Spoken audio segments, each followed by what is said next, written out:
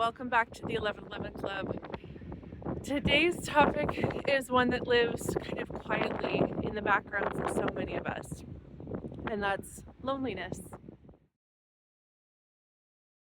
Even if you're surrounded by people, even if you are parenting, partnering, working, and connecting, loneliness can still slip through the cracks a little bit. Last week I went to an event for mom entrepreneurs and I loved it.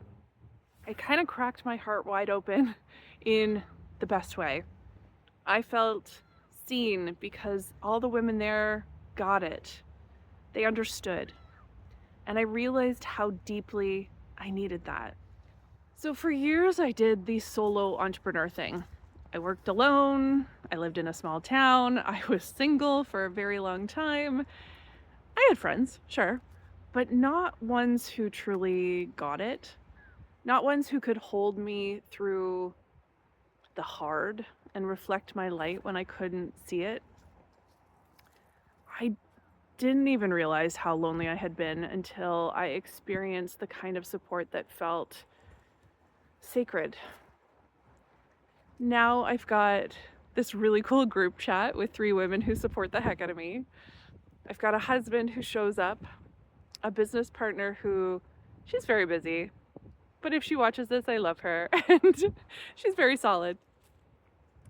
And here's the wildest part. The more support I received, the more it multiplied. It's like a portal opens and more love, more connection, more safety rushes in. But I had to feel that for myself first. For a long time, I convinced myself I was fine. I was doing the work. I was strong. I was independent. I didn't need anybody. Sound familiar? They say that loneliness is the equivalent of the health impact on your body is the equivalent of smoking 15 cigarettes a day. What? But I want to talk about 6 ways loneliness can quietly affect us without even realizing it. So one of the reasons that loneliness can kind of affect us in a quiet way is that we start to doubt our worth. We start to think that maybe we don't deserve to have other people in our lives that see us and support us and hold us. We can also feel creatively stuck. Our bodies will tighten and protect and stay in survival mode. We feel drained even when we're not doing that much because nothing is filling our cup as much as the closeness and connection and dopamine response of hanging with people that see you will do. And we sometimes isolate further out of fear of rejection. We also start to believe that connection is a luxury, not a need. But connection is sacred. It's human. It's how we thrive.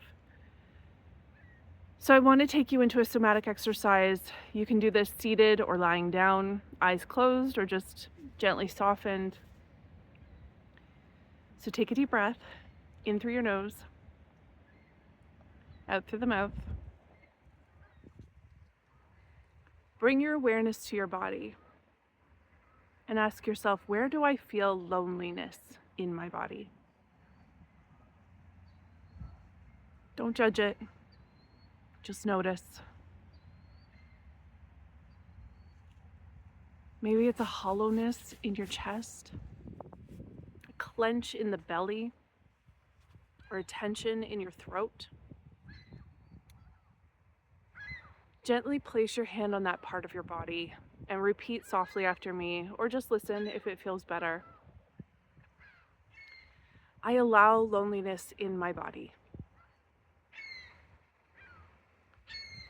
It's safe to feel this. I'm not broken for feeling lonely. Now imagine your inner child, the version of you who first learned what it felt like to be left out, unseen, too much, or not enough. And place your hand over your heart and whisper to her, I see you. I love you. You don't have to earn connection. You are worthy of being held. Talk to the little inner child, inner boy, inner little girl. And breathe into that love. Let it radiate through your body.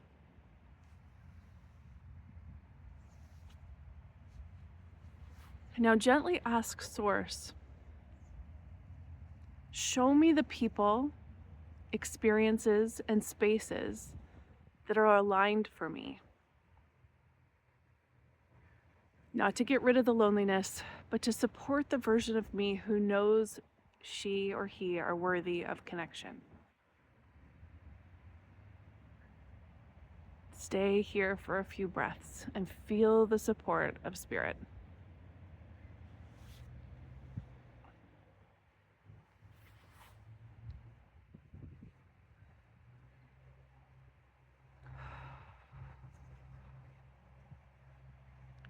It's tempting to want to get rid of loneliness, to find someone, anyone, to fill the void.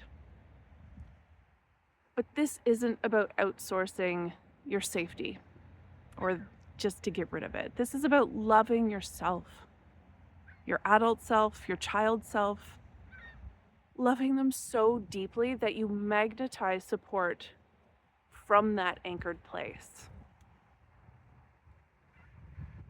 When you are rooted in your own enoughness, the right people will find you. So if you're craving connection, I want you to try one of these following things. A couple of these are what helped me when I was feeling it. Join a class or a group that aligns with where you're at right now. So I joined a meditation class. I've talked about that before. And I love walking in, and sometimes it's been a while and they're like, Les, where have you been? And it's so fun to know that I was missed or to know people care. Follow the divine nudges.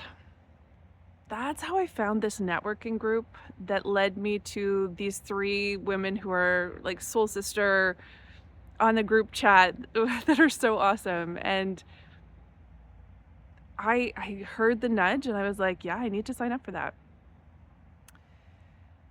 The next one would be deepen your relationship with Source, God, universe. Let Spirit hold you while you find your people. Feel that connection.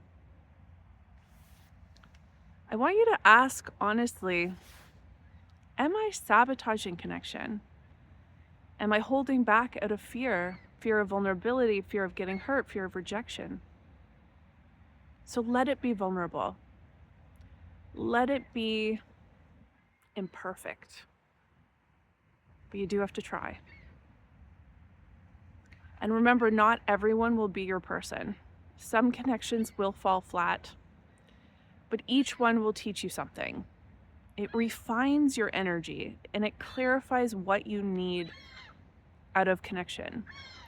When I first moved to Owen Sound, I met a few people who I believed were like-minded and really into spiritual work and the deeper work.